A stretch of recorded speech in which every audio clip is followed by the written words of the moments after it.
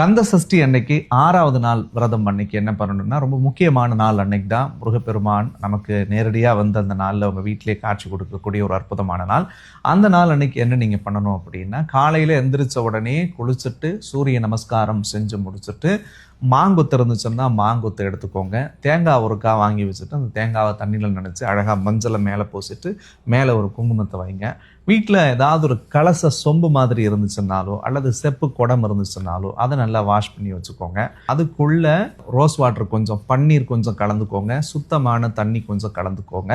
கலச தீர்த்த பொடி அப்படின்னு சொல்லி பக்கத்தில் இருக்கக்கூடிய நாட்டு மருந்து கடை நீங்கள் எங்கே கேட்டாலும் கும்பப்பொடின்னு சொல்லி கொடுப்பாங்க.